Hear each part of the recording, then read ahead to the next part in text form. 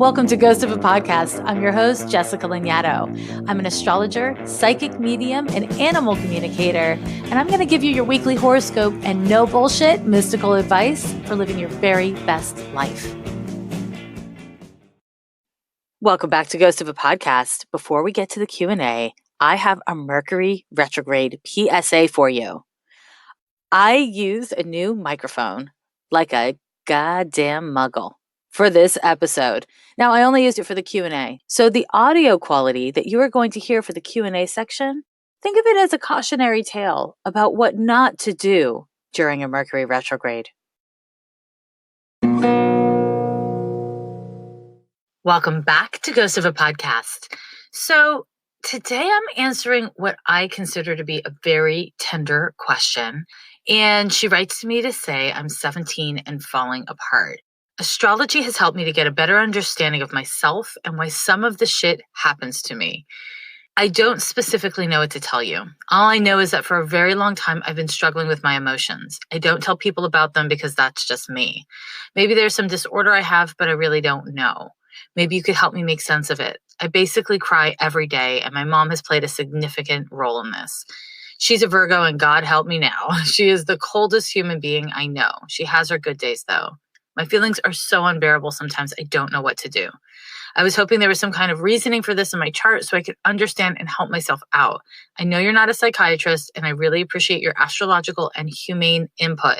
It's why I love your podcast so much and you as a person. Thank you.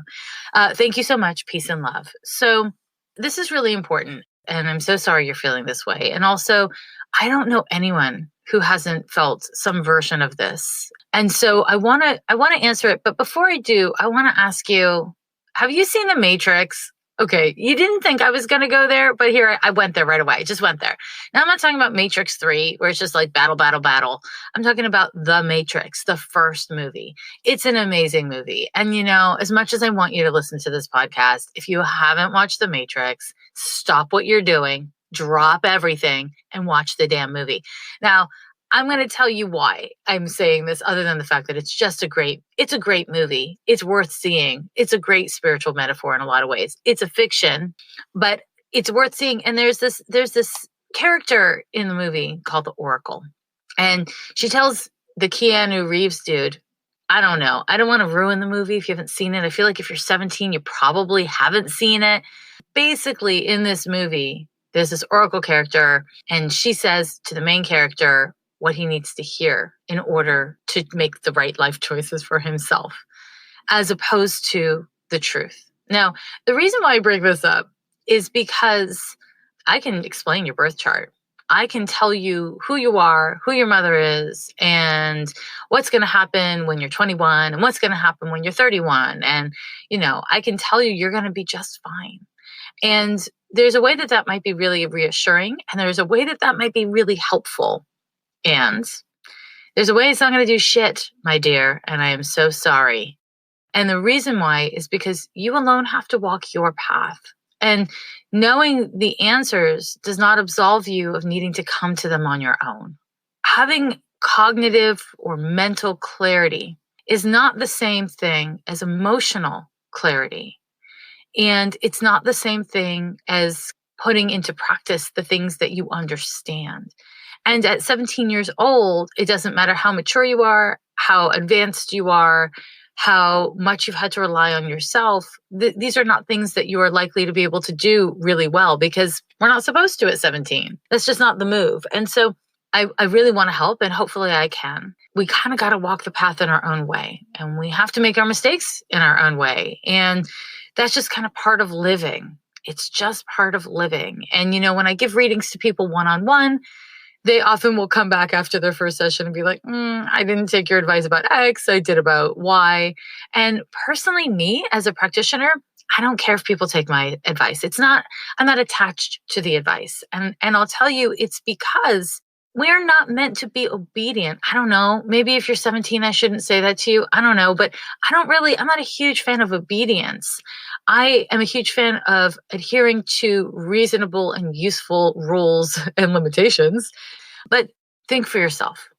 Think for yourself, especially because you are 17 and I'm a grown ass lady. I'm in my mid 40s. I want you to know The advice I'm going to give you, I may be a genius, you might agree with everything I say, but you kind of got to come to your truth on your terms in your way. So take what works, reject what doesn't. Now, you were born February 20th of 2002 at 6:45 p.m. in Bronxville, New York. I pull up your chart and straight away, I see, you got a Saturn, Moon, Midheaven conjunction. Saturn Moon conjunctions are generally in the chart of people who experience their mothers as cold, emotionally unavailable, emotionally punishing or condemning, or just kind of not there. Often it's because they feel that they have to work. Your mom may feel like she has to kind of drop everything to provide. And that may be true and it may not be. Certainly within your birth chart are indications that, your mother is the product of her own childhood and she is the product of her own, adult life choices, and that she would not characterize her life as easy. Whether or not your mom is doing her best, I'll put that to the side. Your mom, it looks like, feels trapped in her life. And that's not in her life as a mom to you. It's her life, I don't mean to in any way make excuses for your mom, but I will say that, and this is a really hard thing, but what she does or doesn't do with you in many ways isn't personal. And it should be personal. She's your mother. And hopefully everything she says and does or doesn't say and doesn't do in her child's presence is deeply personal, right? Because it sure as hell is personal to you. But really, she is an adult struggling to do her damn best. And whether or not she is failing in that struggle is, a different conversation altogether. But I don't see any indications in your birth chart that your mother doesn't like you or doesn't love you. Not a single one. I see indications that your mother does not have a graceful and effective way of expressing love and care and presence. And that's a different problem. In some ways, it's all the same to you, because if you're not getting love and care in the way that you want, then it further accentuates that part of your nature as described by your Saturn Moon conjunction that feels alone and that feels like you're kind of forced to deal with the world on your own. You also have a Neptune Mercury conjunction in Aquarius and a Uranus Sun conjunction. That is out of sign. And so that can just end up making you feel really locked up in your head. So when you say that you don't talk about your feelings with people, that makes sense to me. It's not a good idea, girl. It's not a good idea. But it makes sense that that's your coping tool. That's your organic coping tool to just shoulder whatever thing you have to shoulder and keep on going. However, Saturn and the moon are both square to your sun and to your Venus.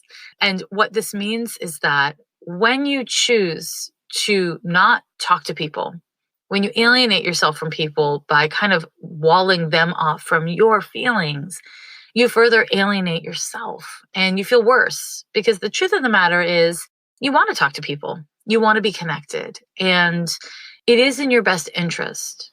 It is the thing that will make you happiest to not be like your mother, to not be cold and try to do everything on your own. And the reality is your mom's not actually cold and mean. I mean, she might be, I don't know, but it looks like she's just trying to handle shit. And that's the unintended consequence of just trying to handle everything on her own, is it's made her alienate herself from everyone, including you. You don't want to be like that.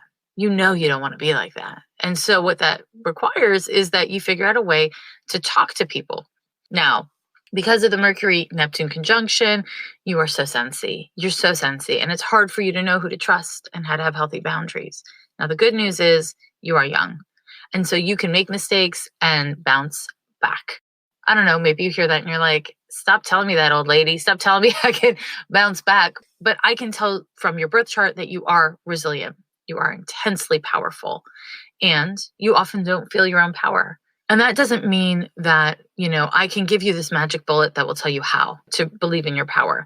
Unfortunately, this is where we get back to my little matrix metaphor, which is you kind of got to practice and figure it out. Your capacity for pain and grief is profound.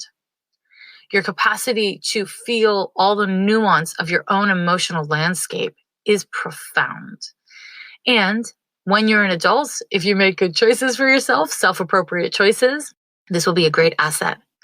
And as a teenager with 6 million terrible hormones running through your body and having very little control over your days and life and living in a situation where you don't feel like you can really open up. This is fucking hard. It's just really fucking hard. But don't confuse the perfect storm of how you feel and your circumstances with you being fucked, because you're not. I mean, again, you might be fucked. I don't know. But overall, you're not. You're going to find a way. So let's get to your tender heart, my dear, because I understand this feeling of unbearable feelings. When I was a teenager, felt the identical way. Every single feeling was unbearable. Really, through my early to mid 20s. It's not just me and you.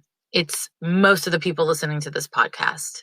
Being a teenager, being in your early 20s is so hard because you have this heightened presence for your emotions, but you don't have the life experiences yet to have faith in your capacity to cope with them. People treat you like an adult, and when you're a teen, they also treat you like a goddamn kid. And it's impossible. It puts you in an impossible situation. So I want to say this. Yes, I'm not a shrink. And even more specifically, I'm not your shrink. And I encourage you to get one. I encourage you to get a therapist for one reason, really. Because therapists aren't supposed to give you advice. Therapists aren't going to be a fix-all. Girl, you're intense. You're hormonal.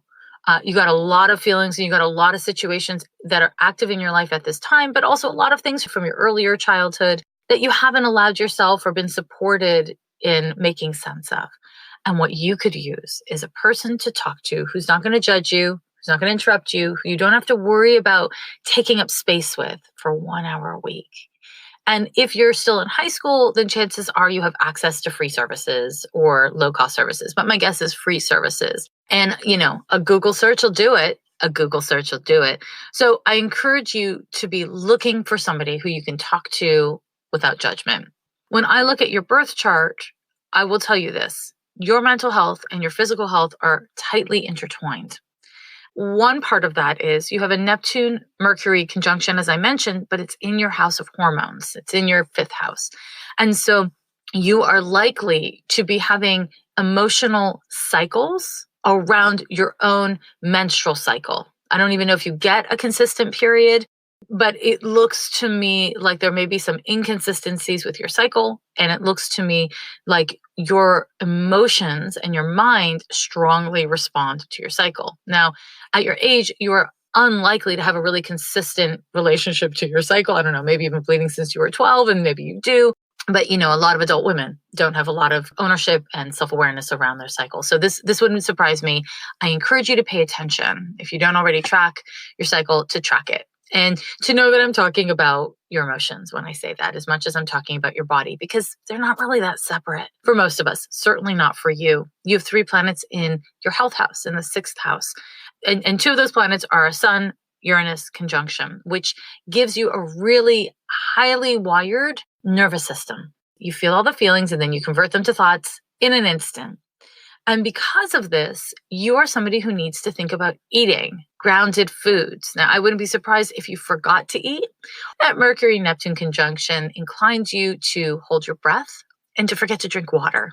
When you hold your breath, when you're not drinking enough water, when you're not eating enough or consistently enough or the right kinds of foods, all of those things make you more anxious and incline you to feeling more emo and like you're falling apart. Not eating makes you feel like you're falling apart. Not sleeping makes you feel like you're falling apart. And when I say you, I mean any you that is listening to me. All the bodies need food and air and sleep and water. We need these things. So that's my homework for you. Find someone to talk to and then do those physical things and see what kind of a difference it'll make. Now, here's the thing. I don't think it's going to radically change everything at 100% because you're going through a lot. You're struggling to figure out who you are. You are, struggling with your mom, all that kind of stuff. But I do believe it will help in a meaningful way and make you feel so much more resilient and strong. And then you'll be able to see the best coping tools from there. You really will. And, you, my dear, are strong and you're weird. You're so weird. And that weirdness and that strength is going to help you to be an interesting person with a fucking awesome life. You just can't give up on yourself. Being emo and crying all the time, I mean, I don't know. Welcome to the club. There's like a million Instagram accounts about how sad people are and how emo people are. And it sucks. It is awful. And it's part of being a human being. It's a shitty part. I'm not going to lie. It's not a fun part. Does it get easier? For a lot of people, it does. For a lot of people, it doesn't. I'm not going to lie about that either. But you have agency, you have free will. And I do really believe in your capacity to grow beyond what you've been and to grow beyond even what your mom is. To do that will take effort and a whole lot of time and a whole lot of repetition. And that repetition is trying things that work and then trying them again and then forgetting to do them and trying them again, right? It's life. You can do it. Now, I'll say, you didn't ask me what to do for a job. You didn't ask me what to do with your life, but I will say this. In your chart is written mixed impulses around creating security and stability and helping people, doing something of meaning in the world. And I want to encourage you straight out the gate, girl, go for gold. Try to find a sweet spot between your impulses. You have the capacity to do meaningful work. You are wired to be able to help people. You are wired to be able to stay present with other people's kind of scary bits. You know, the very thing that hurts you the most is also the thing that makes you the strongest. And I think your capacity for being present for other people's emotions, their shitty, scary, bad emotions, is incredibly high. And it's in part because you have a sensitivity to your own emotions. It's in part because that's what you want others to do for you. What I really want to support you in doing is exploring. Not what you're going to be when you grow up, but exploring what's possible, what you enjoy, what resonates for you. Because I don't know what you're going to do with your life, but it's going to be really interesting. I really believe it's going to be interesting. You don't need easy. You don't need quick. It'd be nice, but you don't need it because you've got staying power and you have strength. At 17 years old, chances are really high you're not going to believe in that. So for whatever it's worth, I'm going to believe in it for you for now. Have I told you lately how much I love Anchor, the very platform that I am making this podcast from? It's free. It's easy. It gives you everything that you need to make a podcast, from recording to editing and distribution. It just sends your podcast everywhere into the ether, Spotify, Apple Podcasts, and beyond. And you can even make money from your podcast without trying that hard. It is beautiful. And what else is beautiful is you using your voice and sharing your perspective. Make a podcast. Share your perspective with the world today. Just download the Anchor app or go to anchor.fm to get started. Spotify is the world's leading music streaming service, and now it can be your go-to for listening to podcasts too. You can listen to literally all of the podcasts there, and you can do it for free without a premium account. On Spotify, you can download songs and podcasts and listen to them online wherever you are, whenever you want to. You can follow your favorite podcasts like mine so that you never miss an episode. And you can easily share whatever you're listening to on social media, which I find super exciting because I am sharing my podcast all the live long day on Instagram. Just search for Ghost of a Podcast on the Spotify app or browse podcasts in the Your Library tab. Then follow me so that you never miss an episode. Spotify is the world's leading streaming music service, and now it can be your go-to for podcasts as well. This week, we're looking at the horoscope for July 21st through the 27th of 2019. And wait a second. Just wait 1 minute because I'm about to talk about motivation and love and hate. You know, it's really easy to be hateful because when you hate, what happens is you take all your fear and all your insecurity and all your helplessness and you roll it into a ball and you hurl it. Now, maybe you're hurling it at yourself or white supremacists or homophobes. I can keep going, unfortunately. There's a lot of people to hurl your hate ball at. The problem is you do need to feel it to heal it. You do. And if you are going to be a part of the solution to the world's problems, the most subtle part or a dramatic big part, using hate as your motive structure is exhausting and depleting. And if it doesn't work, it kind of leaves you with nothing.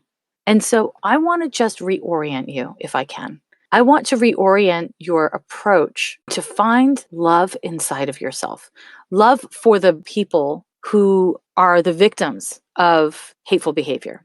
Love for yourself and for all of the people who are struggling to find a way to help and feeling helpless.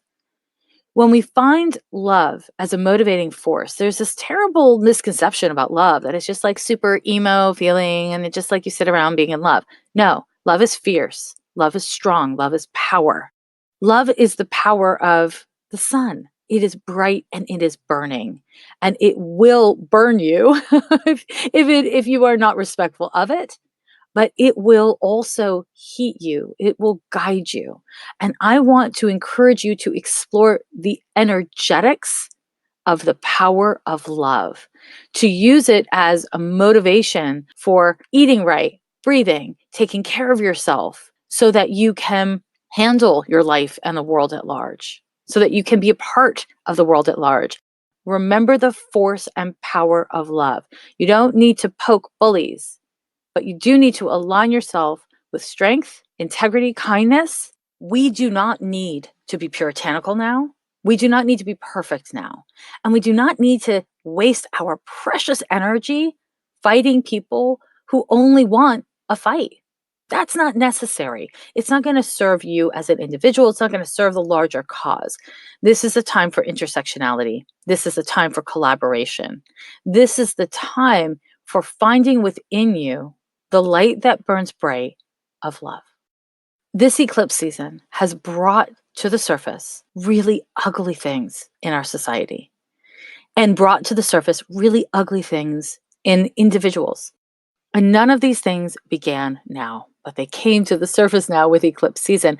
And as you've heard me say now a bunch of times, give it 6 months. Let's see what happens. But in the meantime, don't be passive. There are ways of strengthening your tolerance for difficult content by aligning yourself with the action of love, with the power of love, with the motivating force and passion of love. Now, time for the horoscope. On the 21st, we start with a Venus opposition to Pluto and a Sun conjunction to Mercury. Venus opposition to Pluto, what it does is it takes tender, diplomatic, relational Venus, and it sits totally opposite transformational, deep, compulsive, investigative Pluto. And what this tends to do is bring up obsessive compulsive tendencies. A really common example of that would be cyberstalking an ex or obsessing on what someone meant when they said what they said, doing something that's outside of your integrity in a moment of emotion and passion.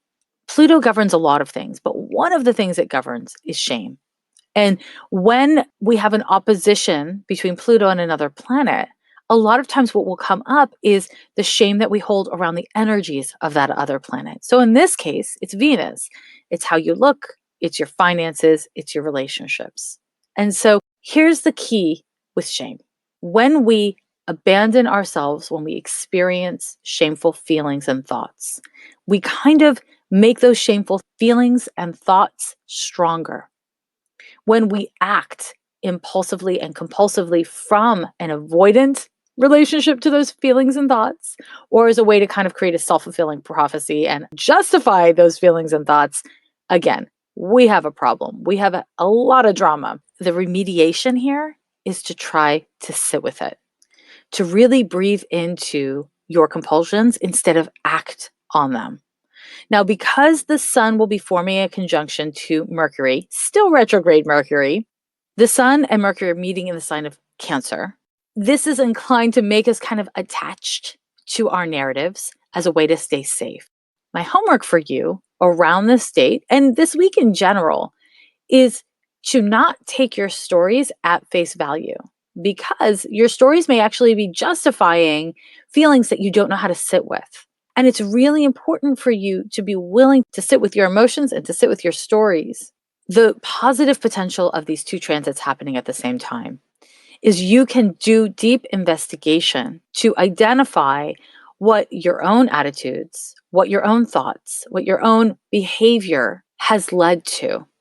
A lot of the time, what we do to make ourselves feel safe in relationships or financially or in a relationship to our body even is truly not healthy or safe, right?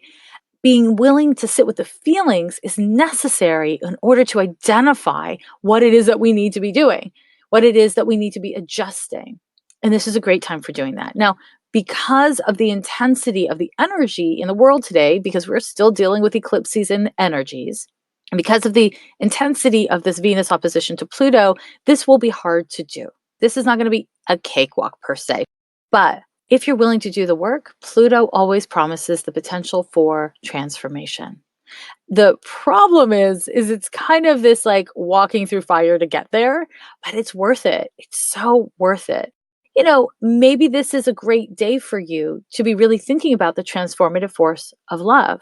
And if you can look at your compulsions, your driving impulses, and say to yourself, okay, am I being driven towards embodying love right now? Or am I just being driven away from embodying love? Am I using love for someone else or something else as a weapon against myself? That's not love, is it? Is that love? There's a way that we really need to do investigation. And again, that Sun Mercury conjunction can help you with it. And on the 22nd, we move into Leo season, which means the Sun moves into the sign of Leo. On the 27th, Venus also moves into Leo.